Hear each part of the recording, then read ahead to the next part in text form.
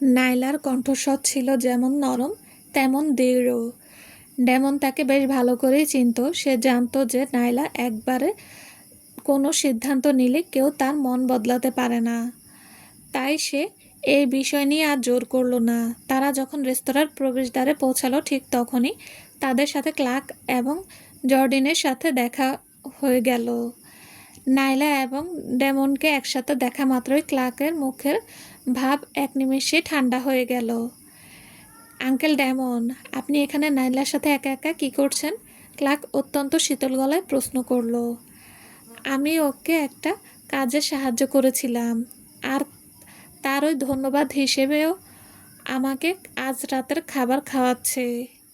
এতে কি কোনো সমস্যা আছে নাকি তুমি ম্যাগাজিন পত্রিকাগুলোকে আরও নতুন কিছু মশলা জোগাতে খুব উন্মুক্ত হয়ে আছো? হয়তো তুমি পাপ্পারাজিদের হাতে তোমার পরক্রিয়ার আরও কিছু প্রমাণ তুলে দিতে চাও। ডেমন পাল্টা জবাব দিল। ক্লার্ক একটা উপহাসের হাসি হাসল। এই রেস্তোরাঁটি ছিল শহরের অন্যতম একটি ব্যক্তিগত এবং সুরক্ষিত জায়গা, যেখানে কেবল ধনী এবং প্রভাবশালী ব্যক্তিরাই খেতে আসেন। পাপ্পারাজিরা এখানে ঢোকার দুঃসাহস অত্যন্ত দেখাবে না। যেহেতু আমাদের দেখাই হয়ে গেল, তাহলে চলুন আমরা সবাই একসাথে বসে ডিনার করি, ক্লার্ক প্রস্তাব দিল।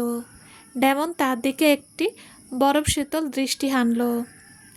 নিজের গর্ভবতী রক্ষিতাকে নিজের স্ত্রীর সাথে একই টেবিলে বসিয়ে খাওয়ানো, এমন অদ্ভুত চিন্তা কেবল তোমার মাথা দিয়েই বের হওয়া সম্ভব।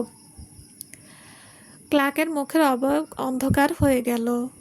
সে আসলে কোনোভাবেই চাচ্ছিল না যে ডেমন আর নাইলা একসাথে একা সময় কাটাক, আর সেই কারণেই সে এই প্রস্তাবটি দিয়েছিল।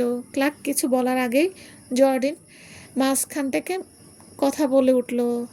মিস জেস্টেন, আমার সাথে ডিনারে যোগ দিতে আপনার সাথে ডিনারে যোগ দিতে আমার কোনো আপত্তি নেই। সর্বোপরি আমি মনের দিক থেকে এতটা সংকীর্ণ নই, সে বলল। নাইলার ইচ্ছা ছিল না জর্ডিনের সাথে কোনো তর্কে জড়ানোর, কিন্তু যেহেতু সে নিজেই যেচে ঝামেলা করতে আসছিল, তাই নাইলাও বিষয়টি এভাবে ছেড়ে দিতে পারল না। আর সংকীর্ণতা দেখানোর মতো কী অধিকার আছে তোমার এই চরম নির্লজ্জতা? নাইলা কড়া ভাষায় আঘাত করল।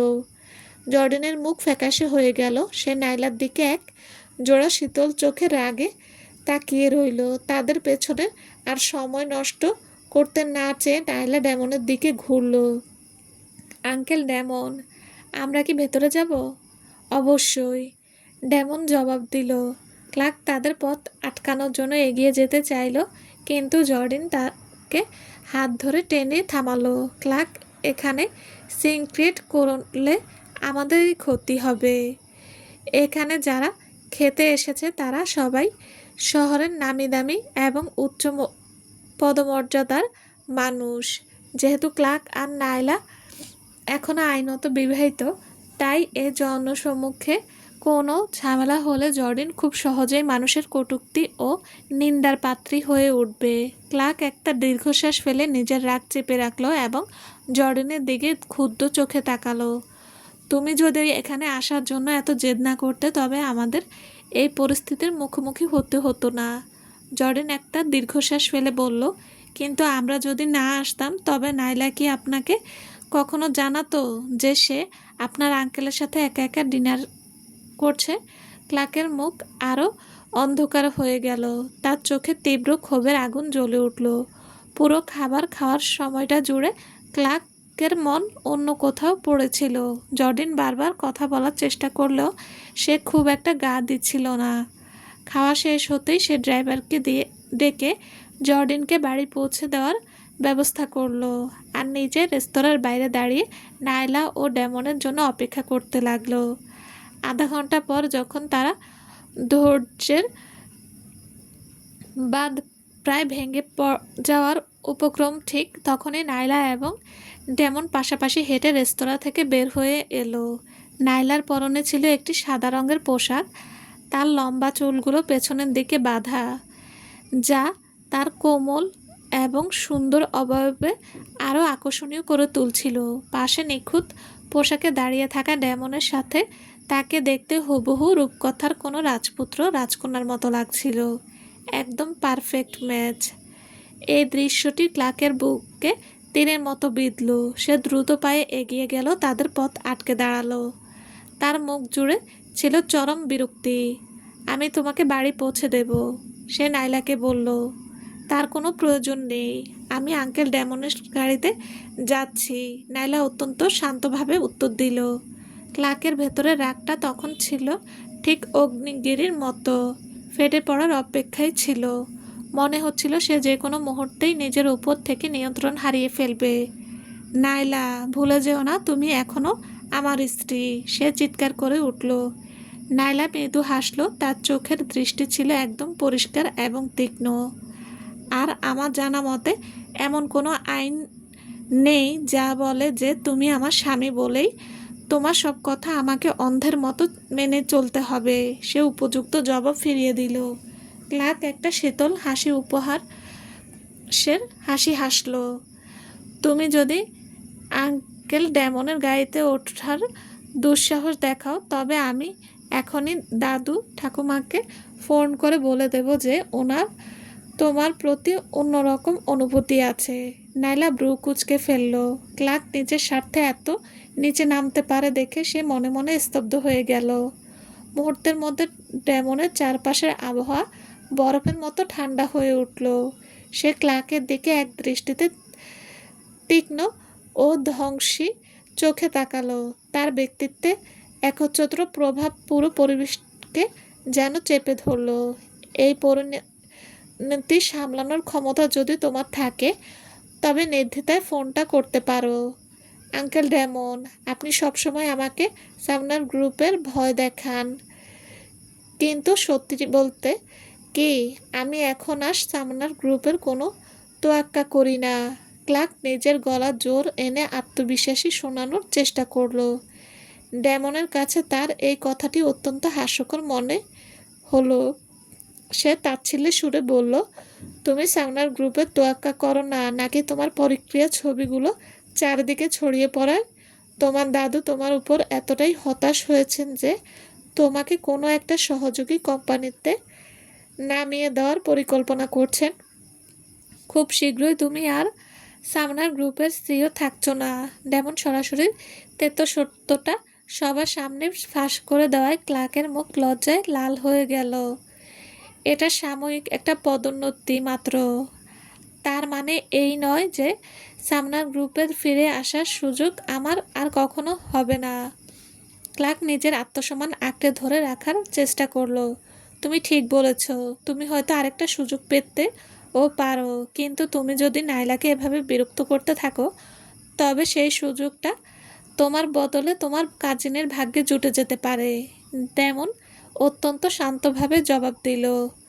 ক্লার্কের হাত দুটো শরীরের দুপাশে শক্ত মুঠো হয়ে গেল। তার চোখের দৃষ্টি তীব্র ক্ষোভ ও দ্বিধা খেলা করতে লাগলো।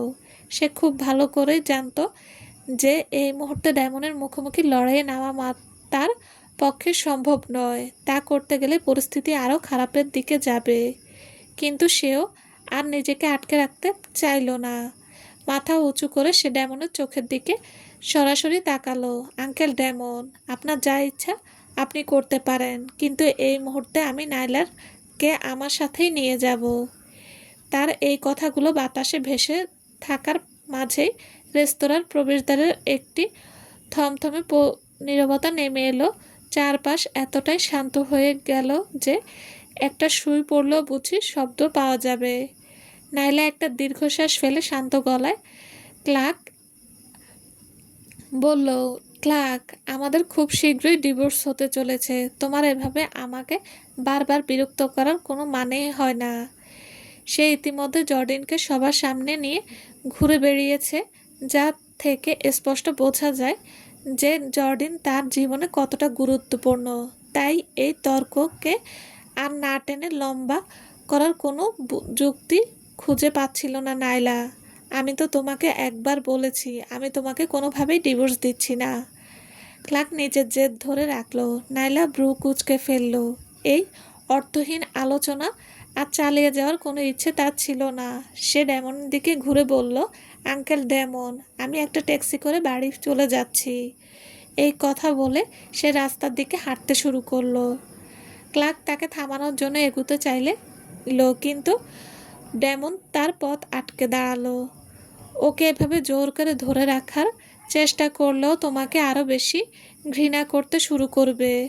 ক্লার্ক অত্যন্ত অবজ্ঞার দৃষ্টিতে ডেমনের দিকে তাকালো।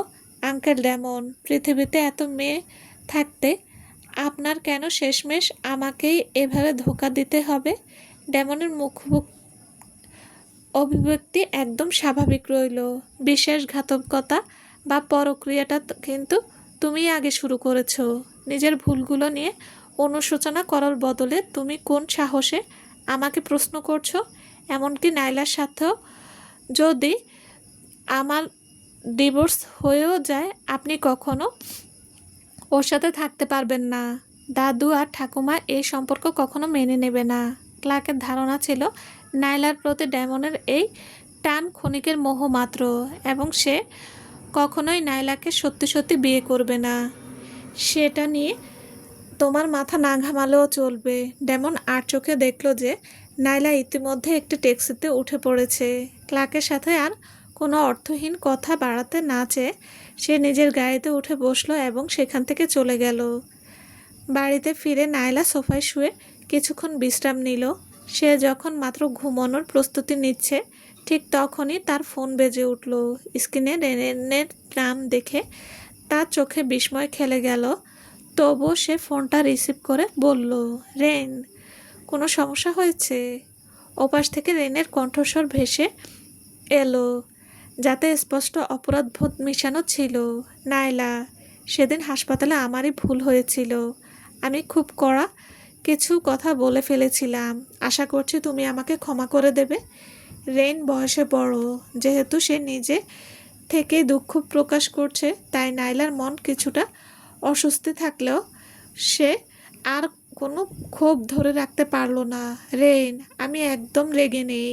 আমি বুঝতে পারছি যে আপনি বাবার শারীরিক অবস্থা নিয়ে খুব দুশ্চিন্তায় ছিলেন। নাইলা জবাব দিল। রেন যেন স্বস্তির নিঃশ্বাস ফেলল। সে গলার স্বর কিছুটা নরম হলো। নাইলা, আমি জানি ক্লার্কের এই পরক্রিয়ার কারণে তোমার উপর দিয়ে অনেক ধকল গেছে, কিন্তু যা হওয়ার তা তো হয়েই গেছে। আমি তোমার সাথে একটা বিষয় একটু কথা বলতে চাচ্ছিলাম। ক্লার্ক যতক্ষণ না তোমার বাবার জন্য নতুন একজন কিডনি দাতা খুঁজে পাচ্ছে, ততক্ষণ পর্যন্ত কি তোমার ডিভোর্সের প্রক্রিয়াটা একটু স্থগিত রাখতে পারো? তেমনটা করলে কি খুব সমস্যা হবে? রেনের গলার স্বর ছিল মিনতি ভরা, কিন্তু তা শুনে নাইলার মেরুদণ্ড বেয়ে এক শীতল স্রোত বয়ে গেল। সে বুঝতে পারল আসলে এই অনুরোধটা করার জন্য রেন তাকে ফোন করেছিল। বাবার কিডনি ট্রান্সপ্লান্টের মিথ্যা আশা দিয়ে ক্লার্ক এর আগে তাকে অসংখ্যবার ব্ল্যাকমেইল করেছে, আর শেষ মুহূর্তে সেই কিডনি জর্ডিনের বাবাকে দিয়ে নাইলার সাথে চরম বিশ্বাসঘাতকতা করেছে। রেন, আমি এই প্রস্তাবে রাজি হতে পারছি না। নাইলা দৃঢ় কণ্ঠে জবাব দিল। মানুষের জীবনে একটা নির্দিষ্ট সীমা থাকা উচিত। আমি যদি এবারও আপোষ করি, তবে ক্লার্ক আজীবন আমাকে নিজের ইশারায় নাচানোর সুযোগ পেয়ে যাবে। অতীতে সে অনেকবার মানিয়ে নিয়েছে, অনেকবার আপোষ করেছে, আর প্রতিবারই বিনিময়ে ক্লার্কের কাছ থেকে পেয়েছে তীব্র যন্ত্রণা আর প্রতারণা। সে ক্লার্কের আর দ্বিতীয়বার বিশ্বাস করবে না, আর কোনো আপোষও করবে না। ফোনের ওপাশ থেকে দীর্ঘক্ষণ কোনো সাড়া পাওয়া গেল না। তারপর হঠাৎ করে লাইন কেটে গেল। নাইলা নিজে থেকে আর কল ব্যাক করার কোনো প্রয়োজন মনে করল না। সে শান্তভাবে ফোনটা রেখে গোসল করতে চলে গেল। পরের কয়েকদিন বেশ ভালোই কাটলো। ক্লার্ক আর তার সাথে যোগাযোগ করার চেষ্টা করেনি। ফলে নাইলার জীবন আবার তার চেনা ও শান্ত ছন্দে ফিরে এলো। নাইলা মনে মনে ভাবছিল আর মাত্র একটা সপ্তাহর মতো অপেক্ষা করবে, তারপর সে রিচার্ডের কাছে গিয়ে ক্লার্কের সাথে তার নিঃশব্দে ডিভোর্সের বিষয়টি নিয়ে চূড়ান্ত কথা বলবে। কিন্তু ঠিক তখনই হুট করে চারিদিকে খবর ছড়িয়ে পড়ল যে জর্ডিন গর্ভবতী। একই সাথে ক্লার্ক ও জর্ডেনের চুমু খাওয়া সেই পুরনো ছবিগুলো ইন্টারনেটে আবার নতুন করে ট্রেন্ডিং হতে শুরু করলো। জর্ডেনের এই মা হওয়ার খবর যে ফাঁস হয়ে গেছে সে বিষয়ে নাইলা তখন পর্যন্ত কিছুই জানতো না। তাই সকালে যখন সে অফিসে ঢুকলো তখন সবাই যেভাবে তার দিকে সহানুভূতির দৃষ্টিতে তাকাচ্ছিল তা দেখে সে বেশ বিভ্রান্ত হয়ে পড়ল। তার মুখে কি কিছু লেগে আছে? সে বিন্দুমাত্র টের পায়নি যে অফিসের লোকজন ইতিমধ্যে ধরে নিয়েছে ক্লার্ক খুব শীঘ্রই তাকে ডিভোর্স দিয়ে ছুঁড়ে ফেলে দেবে। সর্বোপরি তাদের গোপন বিয়ের খবর সবার সামনে আসার পর তো মাত্র কয়েকদিন কেটেছে। এরই মাঝে জর্ডিনের প্রেগনেন্সির খবর লিক হয়ে গেল, সাথে ক্লার্কের সাথে তার ঘনিষ্ঠ ছবি। এমন পরিস্থিতিতে এই সন্তান যে ক্লার্কেরই তা ধরে নেওয়া ছাড়া মানুষের আর কোনো উপায় ছিল না। নাইলা যখন ল্যাবে ঢুকলো সে দেখলো মেলোডি পর্যন্ত চোখে তার দিকে তাকাচ্ছে। তার চোখে মুখে ছিল এক অদ্ভুত দ্বিধা আর মায়া। নাইলা ব্রু কুচকে বলল, মেলোডি, কোনো সমস্যা হয়েছে নাকি? সবাই আমার দিকে ওভাবে অদ্ভুতভাবে তাকাচ্ছিল কেন? তুমি কি আসলে কিছু জানো না? মেলোডি চরম করুণা ভরা দৃষ্টিতে নাইলার দিকে তাকিয়ে জিজ্ঞেস করলো, কি হয়েছে বলবে তো? ওভাবে দাঁড়িয়ে না থেকে সরাসরি বলো। নাইলা কিছুটা ধমকে সুরে বলল, আসলে তুমি নিজেই একবার দেখে নাও। মেলোডি বিড়বিড় করে নিজের ফোনের স্ক্রিনটা নাইলা চোখের সামনে ধরলো। নাইলা স্ক্রিনের দিকে ভালো করে তাকালো এবং মুহূর্তের মধ্যেই মুখের ভাব একদম থমথমে হয়ে গেল। সে দ্রুত নিজের ফোন বের করে ক্লার্ককে কল করলো, কিন্তু পরপর বেশ কয়েকবার চেষ্টা করার পরও ক্লার্ক ফোন ধরল না। ফোনের ওপাশ থেকে যতবার কোনো সাড়া পাওয়া গেল না, নাইলার মুখের অভিব্যক্তি ততই কঠিন গম্ভীর হতে লাগলো। অন্যদিকে ক্লার্ক তখন তার সহকর্মী মাইকেলকে ডেকে তীব্র ধমক দিচ্ছিল এবং জর্ডেনের গর্ভবতী হওয়ার খবরটা ইন্টারনেটে কে ফাঁস করেছে তা খুঁজে বের করার নির্দেশ দিচ্ছিল। মিস্টার সামনার, খবরটি প্রথম একটি বিদেশি ওয়েবসাইটে পোস্ট করা হয়েছিল এবং আমরা নির্দিষ্ট কোনো আইপি অ্যাড্রেস ট্র্যাক করতে পারছি না, মাইকেল রিপোর্ট করলো। ক্লার্কের মুখটা বরফের মতো ঠান্ডা হয়ে গেল। তার মানে তুমি আমাকে বলতে চাচ্ছ যে এই কাজটা কে করেছে তা তুমি খুঁজে বের করতে পারছো না? যে মিস্টার সামনার, মাইকেল আমতা করে উত্তর দিল। অপদার্থ কোথাকার! ক্লার্ক রাগে ফুঁসতে ফুঁসতে একটা ফাইল মেঝেতে আছাড় দিয়ে ফেলে দিল। জর্ডেন যে গর্ভবতী এই খবরটা হাতে গোনা মাত্র কয়েকজন মানুষ জানতো। তাদের প্রত্যেকের উপর নজরদারি চালাও এবং তদন্ত করো। আমি বিশ্বাস করি না যে এর পেছনে আসল সত্যটা আমরা খুঁজে পাবো না।